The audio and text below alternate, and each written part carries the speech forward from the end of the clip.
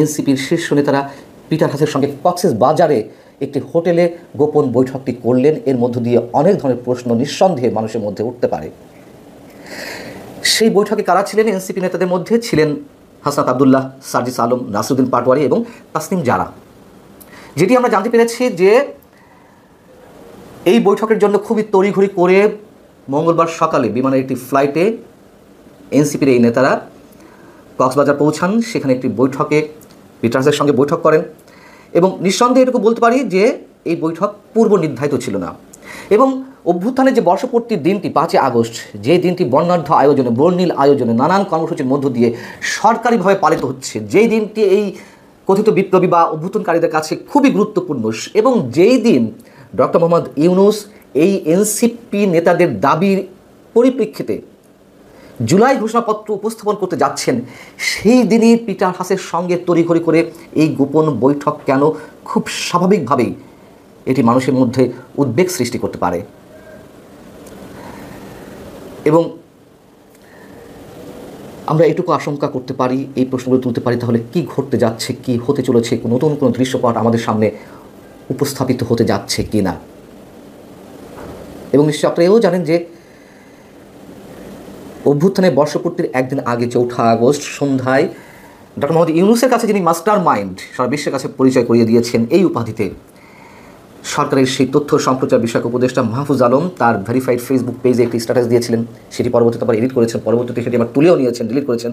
মধ্য কথা সেটি ছিল হচ্ছে, তিনি লিখেছেন 111-এর পদধ্বনি শোনা যাচ্ছে, যেখানে সেনাবাহিনীর সর্বান্তকরণে সার্বিক জায়গা থেকে সরকারকে সহযোগিতা করছে। শুধু সরকারকে সহযোগিতা করা নয়, যাদের মাধ্যমে ডক্টর মোহাম্মদ ইউনূস ক্ষমতায় বসেছেন সেই এনসিপি নেতাদেরকে সব ধরনের প্রোটোকল দিচ্ছে তাদের নিরাপত্তার জন্য। শুধু সেনাবাহিনীও নয়, রাষ্ট্রের সব ধরনের আইন শৃঙ্খলা রক্ষাকারী বাহিনী তাদেরকে নিরাপত্তা দিয়ে যাচ্ছে। সেখানে কেন আবার 111-এর গন্ধ তিনি খুঁজে পেলেন? এই মন্তব্য করে তিনি আসলে কি বোঝাতে চাইলেন, কাদেরকে অ্যাটাক করতে চাইলেন, এবং আসলে কিছু ঘটতে যাচ্ছে কিনা সেটা নিয়েও আমি প্রশ্ন তুলেছি। যদি তারা এতই জনপ্রিয় হয়ে থাকে, তাহলে কেন সেনাবাহিনীর এ ধরনের কোনো ষড়যন্ত্র থাকবে?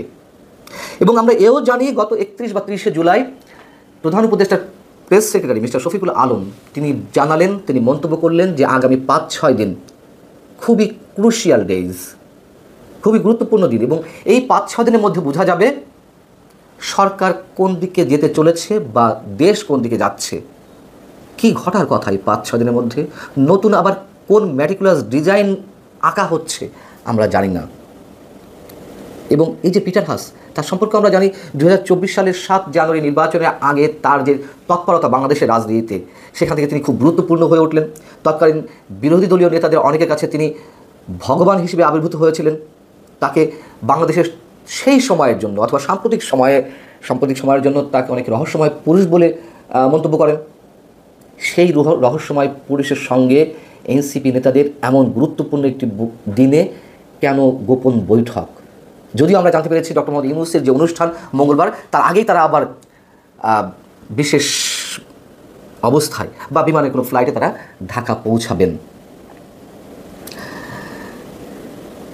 যতটুকু জানা গেছে, ডক্টর মোহাম্মদ ইউনূস আগামী 2026-এর 13ই ফেব্রুয়ারি জাতীয় নির্বাচনের তারিখ ঘোষণা করতে পারেন, এবং একটি গুঞ্জন শোনা গেছে বা বিভিন্ন গণমাধ্যমে অসমর্থিত সূত্রে এই ধরনের খবর বের হচ্ছে। সেই নির্বাচনের তারিখটি ঠেকানোর জন্য নাকি পিটার হাসের দ্বারস্থ হয়েছেন এনসিপি নেতারা। তারা তাকে বোঝাতে গেছেন যে কোনো অবস্থাতেই যেন ডক্টর মোহাম্মদ ইউনূস নির্বাচনের তারিখ ঘোষণা না করেন। যদিও এই নির্বাচনের তারিখ ঘোষণা না ঘোষণার মধ্যে দিয়ে আমি তেমন বিশেষ কোনো পার্থক্য দেখি না, এর আগে আমি অনেকবার মন্তব্য করেছি, তারপরেও তারা সেটি ঠেকাতে চান। এবং এই ছাত্র নেতাদের সঙ্গে যে যুক্তরাষ্ট্রের একটা গভীর যোগাযোগ ছিল, যে অভ্যুত্থানটি সংগঠিত হয়েছে সেখানে অবশ্যই সাধারণ মানুষ ইনভলভমেন্ট ছিল, কিন্তু সাধারণ মানুষ শুধু চেয়েছে শেখ হাসিনা সরকারের পতন বা শেখ হাসিনার পদত্যাগ। এর পেছনে যে নানান ষড়যন্ত্র ছিল তা তো মানুষ জানতো না। সেই ষড়যন্ত্রগুলো কারা করেছে, কাদের ডিজাইন ছিল, এখন তো নিজের মুখে অনেকে দাবি করছেন। জামাত ইসলামী দাবি করছে এই আন্দোলন তাদের ছিল, এই ডিজাইনটি সম্পূর্ণ তাদের ছিল। তারা কিছুতেই বোঝাতে চায়নি সাধারণ মানুষের সামনে যে এই আন্দোলন তাদের, যাতে সব শ্রেণী পেশা মানুষের ইনভলভমেন্ট ঘটে। শিবিরের নেতারা, এনসিপির নেতারা, সাবেক সমন্বয়কদের অনেকে তো দাবি করছে কীভাবে পুলিশ হত্যা করে ঝুলিয়ে রাখা হয়েছিল ইলেকট্রিক পোস্টের সঙ্গে। তাদের হাতে যে স্নাইপার রাইফেল গেল, সেই স্নাইপার রাইফেলের গুলিতে পুলিশ মারা গেল, সাধারণ মানুষের অনেকে মারা গেলেন। কীভাবে তাদের হাতে স্নাইপার রাইফেল গেল? এখন সব কিছুই বের হচ্ছে। শেখ হাসিনার পতন কতটা অনিবার্য ছিল কিংবা অনিবার্য ছিল না সেই বিতর্কে আমি যাবো না, এর মধ্যে অনেকবার বলেছি সে প্রসঙ্গে। কিন্তু আবারও যে মার্কিন যুক্তরাষ্ট্রের সঙ্গে এই আন্দোলনকারীদের একটি গভীর সখ্যতা ছিল, মার্কিন যুক্তরাষ্ট্রের প্ল্যানিংয়েই তারা সব কিছু করেছে, তা প্রমাণ হতে চলেছে আবারও নতুন করে। এবং মার্কিন যুক্তরাষ্ট্রের যে প্লট নির্মাণ করা ছিল সেটিও আমরা জানি, নানানভাবে এখন আন্তর্জাতিক পর্যায়ে সেই বিচার বিশ্লেষণগুলো উঠে আসছে। কলম্বিয়া ইউনিভার্সিটির জনমিতি বিষয়ের অধ্যাপক রাষ্ট্রবিজ্ঞানী ডেভিড জেফরি স্যাক্স তিনি একটি লেখা লিখেছেন আন্তর্জাতিক গণমাধ্যমে, সেখানে তিনি 2 দিয়ে 4 মিলিয়ে এটি উপস্থাপন করার চেষ্টা করেছেন যে শেখ হাসিনা বিরোধী অভ্যুত্থানে যুক্তরাষ্ট্রের হাত ছিল, যেভাবে হাত ছিল পাকিস্তানের ইমরান খান সরকারের পতনের জন্য বা পতনের বেলায়। এবং যুক্তরাষ্ট্রের ইউএস এইডের $29 বিলিয়ন বাংলাদেশের রিজিম চেঞ্জ করার জন্য যে ব্যবহৃত হয়েছে, এই কথা তো ডোনাল্ড ট্রাম্প তিনি নিজে উচ্চারণ করেছেন। অতএব এটি অভ্যুত্থান ছিল ঠিকই, সাধারণ মানুষ নেমেছিল, কিন্তু তাদের আবেগকে পুঁজি করে তাদেরকে নামতে বাধ্য করা হয়েছিল। সেই পুরনো কথা বারবার যা আমি বলি আবারও বলছি, পিটার ডি হাস তার সঙ্গে এই গোপন বৈঠকের মধ্য দিয়ে, এনসিপি নেতাদের এই গোপন বৈঠকের মধ্য দিয়ে আবারও প্রমাণিত হলো যে যুক্তরাষ্ট্রের খেলা সম্ভবত এখনও থামেনি।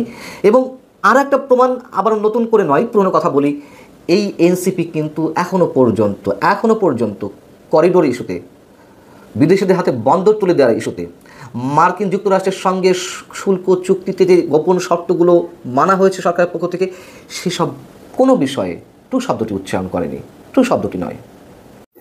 জাতীয় নাগরিক পার্টি এনসিপির জাতীয় 5 নেতা এবং তাদের একটা খুব বিশেষ দিনে, 1 বছরের বিশাল যজ্ঞ সাধনা, জুলাই ঘোষণা, সেটি যখন ঘোষণা হবে সেই দিন তারা কক্সবাজারে গিয়ে বাটে পড়ে গেলেন কিনা, একটু কি বেকায়দায় পড়েছেন, সেটি জানানোর জন্য আপনাদের সামনে আমি আতিকুর রহমান পূর্ণিয়া, সালাউদ্দিন আহমেদ বিএনপি স্থায়ী কমিটির সদস্য, মনে আছে তাকে নিয়ে কক্সবাজারের জনসভায় নাসিরুদ্দিন পাটোয়ারি বলেছিলেন কি গডফাদার শিলং থেকে এসছেন, তারপরে দাবরানো দিয়ে ধরতে পারেনি বিএনপির লোকজন। তার কি আজকে কোনো বদলা বা অন্য কোনো হিসাব আমরা চাই না, আমরা অনাকাঙ্ক্ষিত কিছুই চাই না, কোনো অর্থেই চাই না, তবে ওই যে সন্দেহের তীর একটা থাকে। চলুন এই মুহূর্তে আমরা বিকেল 4টা নাগাদ যখন কথা বলছি, সার্জিস সাজিদিন গেলেন রয়্যাল টিলিপে, তার ঘন্টাখানেক আগে, বিকেল 4টার 1-1.5 ঘন্টা 2 ঘন্টা আগে এই এনসিপি নেতারা যখন রয়্যাল টিলিপে অবস্থান করছেন, তখন তার বাইরে বিএনপি না করে এখানে চলে আসে, এখানে যে গোপন বৈঠক করতেছে আমাদের আমরা ভালো চোখে দেখতে, এমন কিন্তু না বিচ্ছিন্নভাবে 1-2 জন উৎসুক বিএনপি নেতা সেখানে গিয়েছেন, তারা খবর পেয়ে রীতিমতো জমায়েত হয়েছেন, কম লোক না কিন্তু বেশ কিছু মানুষ সেখানে জড়ো হয়েছেন এবং তারা খুব সন্দেহের চোখে দেখছেন, বলছেন যে এখানে এরকম একটা দিনে এরা চলে এসছে, দেশ বিরোধী কোনো ষড়যন্ত্র করছে, সেরকম না আওয়াজগুলো। যেন বাংলাদেশের বিরুদ্ধে কোনো ষড়যন্ত্র হয় আমরা সেটা তাৎপর্যের জবাব ঐক্যবদ্ধ আসি, সেই মেসেজটা দেওয়ার জন্য আমরা এখানে এসেছি। যেটা আপনাদেরকে বলছিলাম, আমি জানি না সালাউদ্দিন আহমেদ নিজের ভূমিকায়, সালাউদ্দিন আহমেদ তিনি, আমরা যখন কথা বলছি বিএনপি প্রতিনিধি দল 5 জনের, বিএনপি মহাসচিব মির্জা ফখরুল ইসলাম আলমগীর, আমির হোসেন চৌধুরী সহ, এবং সেখানে সালাউদ্দিন আহমেদ আছেন, তারা সেই জুলাই ঘোষণা অনুষ্ঠানে যাচ্ছেন। আর কক্সবাজারে এই সময় খুব সরল সোজা আলা ভোলা টাইপের একটা জবাব দিয়েছেন। আচ্ছা, ধরেই নিলাম যে পিটার ডি হাসের সঙ্গে বৈঠক না, কিন্তু 1 বছর আগে হলে এই আলা ভোলা টাইপের জবাব বক্তব্য মানুষ খেত, গ্রহণ করতো, কিন্তু এখন যখন নাসিরুদ্দিন পাটোয়ারি খুব আলা ভোলা সরল সোজা শিশুতোষ বলছেন যে তারা কক্সবাজার জাস্ট বেড়াতে গিয়েছেন, মানুষ কতটা বিশ্বাস করে? বলছেন যে তারা খুব টায়ার্ড, সে যে পদযাত্রা করেছেন, পদযাত্রা কিন্তু 30 তারিখে শেষ, পদযাত্রা করেছেন, ক্লান্ত হয়ে গেছেন, তাই তারা কক্সবাজার একটু বেড়াতে গিয়েছেন সমুদ্র সৈকতে। এই একটু বেড়াতে যাওয়া বিএনপির মানুষজন তো বটেই, দেশের অনেক মানুষজন, তারা দুষ্ট লোক তো সব, তারাই হাসনাতাই তারা একমাত্র ত্রাণকর্তা, এই দুষ্ট লোকরা তারা শুধু কিন্তু খুঁজছে।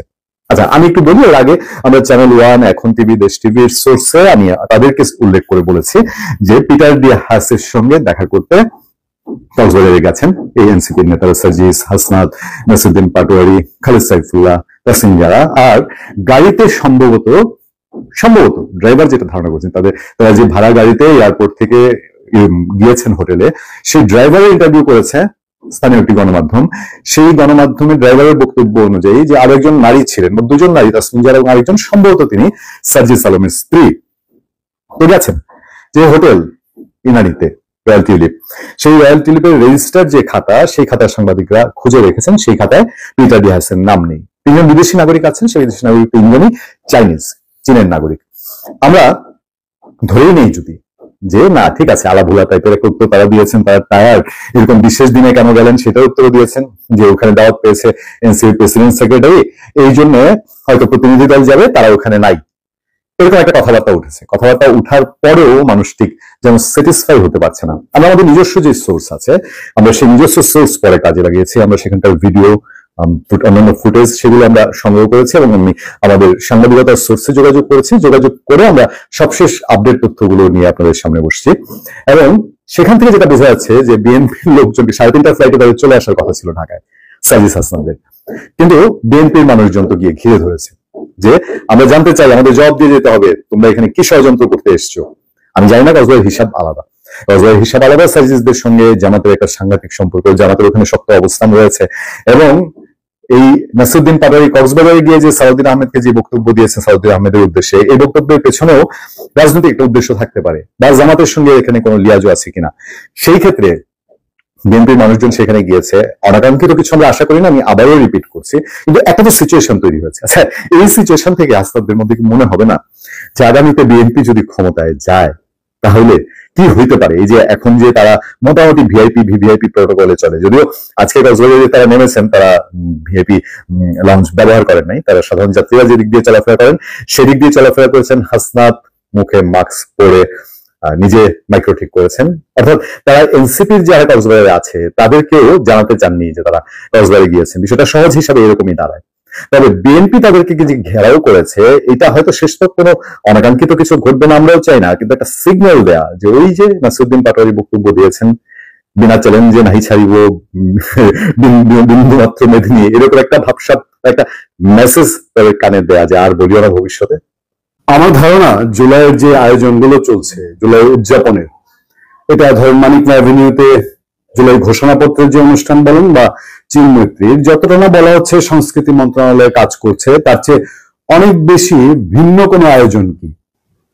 ধরেন সারা দেশ থেকে মানুষ আনা হচ্ছে, সেই মানুষ আনার জন্য 16 ট্রেন, সেই যে একটা অর্গানাইজিং ব্যাপার আছে, এটা শুধু কি প্রশাসন বা মুক্তিযুদ্ধ মন্ত্রণালয় প্রশাসনিক চেইনে করছে? প্রশাসনিক চেইনে একেবারে রুট লেভেল পর্যন্ত মানুষের সঙ্গে যোগাযোগ বা শুধু পয়সা দিয়ে, তাও তো না।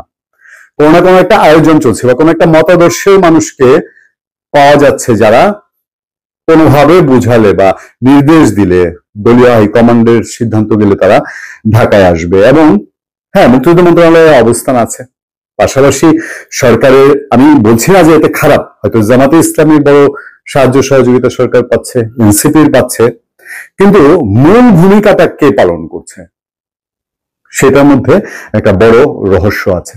প্রসঙ্গক্রমে এই কথাটা কেন তুললাম, দেখেন এনসিপির 4 নেতা, এই আলোচিত দুজন হাসনাত আব্দুল্লাহ, সার্জিস আলম, তাসিম জারা এবং নাসিরউদ্দিন পাটোয়ারি, তারা এমন একজন ক্যারেক্টার বাংলাদেশের রাজনীতিতে, আমেরিকার মানুষ, আমেরিকার কূটনীতিক, বাংলাদেশের দূতাবাসের দায়িত্বে ছিলেন, সেই মানুষটির সঙ্গে বৈঠক করতে কক্সবাজারে চলে গেলেন। যেদিন তাদের এই জুলাই ঘোষণার জন্য তাদের পুরো বছর জুড়ে তাদের প্রেশার, তাদের বক্তৃতা, এই জুলাই ঘোষণা এই হতে হবে সেই হতে হবে, ধরে নিলাম যে তাদের যে এজেন্ডা ছিল সেটা হয়ে গেছে, বাস্তবায়ন হয়ে গেছে, তারা বুঝে গেছে ওকে আমাদের যা করার করে দিয়েছে, এখন আমরা বেড়াতেই যাই, ভ্রমণেই যাই, সমুদ্র সৈকত দেখতেই যাই, আর পিটার ডি হ্যাসের সঙ্গে বৈঠক করতে যাই, কিছু যায় আসে না। কিন্তু খবরটা যখন ফ্ল্যাশ হয়েছে, চ্যানেল 1 খবর দিয়েছে প্রথম, ব্রেকিং নিউজ, তাদের আবার নতুন যাত্রায়, তারপর অন্যান্য পত্রপত্রিকা সবাই এই নিউজটা সামনে এনেছে যে এই 4 জন তারা পিটার ডি হ্যাসের সঙ্গে বৈঠক করতে কক্সবাজারে গেছেন, রয়্যাল টিউলিপে তারা বৈঠক করছেন। পিটার ডি হ্যাস বাংলাদেশে একজন আমেরিকান কূটনীতিক হিসাবে তার ভূমিকা কি? দেখেন, শেখ হাসিনার শাসন, আওয়ামী লীগ শাসন, নিঃসন্দেহে সেটা নিয়ে অনেক প্রশ্ন আছে, অনেক কথা আছে। আমরা সেই শাসনের আদ্যপান্ত নানান কিছু সমালোচনা করেছি। আমরা এও বলেছি যে ভোট দিতে তো আমিই ভুলে গেছি, আমি নিজেই তো ভোট দিতে পারছি না, ভোট দেওয়া হচ্ছে না, ভোট দেওয়ার কোনো প্রয়োজনীয়তা মনে করছি না। যে সিচুয়েশনে দেশ গিয়েছিল, ভোট ব্যবস্থা নিয়ে যাওয়া হয়েছিল, এটা আসলে দেশের একজন সচেতন নাগরিক এই সিচুয়েশনে ভোট দিতে চায় না। 5 আগস্ট শেখ হাসিনা পরিবর্তন হয়েছে, কিন্তু এর পেছনে আমেরিকান এই লোকটি পিটার ডি হ্যাস, তিনি একজন কূটনীতিক হিসাবে যেভাবে বাংলাদেশের রাজনীতিতে একেবারে মাঠে নেমে কাজ করেছেন, এইটা একটা কোনোভাবেই ভালো দিক না। আমরা তখনও বলতাম আমেরিকা যা করে তার সমস্ত কিছু তার সাথে। আজকে তারা এনসিপি নেতাদের সঙ্গে পিটার ডি হ্যাসের যে বৈঠক, সে আমেরিকান গভর্নমেন্ট এখন কেউ না, তারপরেও যা হবে তা বাংলাদেশের মঙ্গল চেয়ে না, শুধু এইটুক নিঃসন্দেহে বলা যায়। আবারও আমেরিকার কোনো ফল, এই যে বলা হয় যে এই গভর্নমেন্ট এসছে, আমেরিকা বসিয়েছে, আমেরিকা শেখ হাসিনাকে বিদায় করেছে। আমেরিকা কেন করেছে? বাংলাদেশের মানুষের গণতন্ত্রের স্বাদ দেওয়ার জন্য, বাংলাদেশের মানুষের ভোটাধিকার ফিরিয়ে দেওয়ার জন্য। আমেরিকা খেয়ে দেওয়ার কোনো কাজ নাই, এটা তো পাগলও বোঝে যে আমেরিকা এই উদ্দেশ্য করে নাই, আমেরিকার ভিন্ন উদ্দেশ্য আছে। এই যে নন ডিসক্লোজার এগ্রিমেন্ট করে আমেরিকায় কি কি দেওয়া হয়েছে আমরা জানি না, গভর্নমেন্টের কথা বললে, প্রশ্ন করলে তারা আবল তাবল উত্তর দেয়। তারপর আর কি কি হচ্ছে, তাদের ইন্টেনশন, তাদের এই করিডোরের প্রসঙ্গ তো শেখ হাসিনা সরকারের সময় ভয়ে উঠে নেই। বন্দর দিয়ে দেওয়ার বিষয়টি শেখ হাসিনার সময় ভয়ে উঠে নেই। আমি শেখ হাসিনার শাসনের প্রশংসা করছি না, বলছি এগুলো একটা ওরিয়া প্রশাসনের সময় উঠেনি। তাহলে আমেরিকা তার নিজস্ব ইন্টারেস্ট থেকে খেলা করছে, সেই ইন্টারেস্টে এই জুলাই আগস্ট আসে আবার নতুন কোন খেলা। আমাদের দেশে বলে না যে শীতকালে যারা একটু অন্যরকম মানুষ তাদের একটু চড়ে যায় মাথাটা, বেশি করে, কি করে না করে ঠিক নাই। জুলাই আগস্ট আসলে কি এমন কি কিছু যে গত জুলাই যে অবস্থান ছিল, সারা বাংলাদেশে হাসনাত সার্জিসদের যে একটা ইমেজ ছিল, তাসিম জায়ার যে ইমেজ ছিল, বা নাসিরউদ্দিন পাটোয়ারি, আমি সময় বলি আপনাদেরকে, খুব ডিপ ওয়াটার ফিশ, খুব গভীর জলের মানুষ। এখন হঠাৎ করে নাম উঠেছে, কিন্তু খুব গভীর জলের মাছ। আচ্ছা, আমরা যদি বলি যে পিটার ডি হ্যাসের সঙ্গে এটাই কি প্রথম বৈঠক? এখন সার্জিস হাসনাতদেরকে চেনা যায়, নাসিরউদ্দিন পাটোয়ারি, তাসিম জায়াকে এখন মানুষ চেনে, কিছুটা হলে চেনে। শেখ হাসিনার পিরিয়ড যাওয়ার পরে তখন মানুষ চিনত না। ওই যে বলে না মেটিকুলাস ডিজাইন, যেটা আমেরিকা করেছে, আমেরিকার সহযোগিতা করেছে, তাদের লোকজন করেছে। পিটার ডি হ্যাসের সঙ্গে এর আগেও কি তাদের বৈঠক হয়েছে? সেই বৈঠক থেকেই অনেক কিছু আউটপুট হয়েছিল, এমন কি যেটা এখনের বৈঠকে আবার নতুন কোন একটা, শোনেন, নেড়া বেলতলায় কতবার যায়। নেড়া বেলতলায় 5 আগস্ট গিয়েছে। 5 আগস্ট দেশে যে মানুষ রাজপথে নেমে এসেছিল স্বতঃস্ফূর্ত ভাবে, বুঝে হোক না বুঝে হোক, ভেতরে একটা ছিল শেখ হাসিনাকে তারা চাচ্ছে না, কিন্তু এর পরে যে পরিস্থিতি, সেই পরিস্থিতি তারা বুঝেছে, তাদের চুন খেয়ে মুখ পড়েছে, এখন দই দেখলে সন্দেহ হয়। সেই জন্য সার্জিস হাসনাতদের এই কক্সবাজারে যাওয়া নিয়ে মানুষের মধ্যে স্বাভাবিকভাবে কৌতূহল। এবং যখন এই জুলাই ঘোষণাপত্রের দিন তারা প্লেনে চড়ে সকালবেলায় কক্সবাজার গেলেন, ফিরে আসবেন কখন জানার দরকার নেই, আবার হয়তো অনুষ্ঠানও দেখা যাবে, ফিরে তো আসবেন। কক্সবাজারের বিমান টিকিট কত, যদি আগে থেকেও কাটা হয়? এটা নিশ্চয়ই পূর্ব প্ল্যান। তারপরে বা হঠাৎ করে হলে একদম শেষ মুহূর্তে কক্সবাজারের বিমান টিকিট 5,000, 6,000, 7,000, 5,000 উপরে উঠে 6,000, 7,000, 8,000 হয় কখনো কখনো। সেই সময়ে এসে ধরেন আমি পার হেড 5,000ই ধরলাম, 4 জনের বিমান ভাড়া 20,000, যাওয়া আসা 40,000। প্রশ্ন করলেই বলবে অনুদানের টাকা।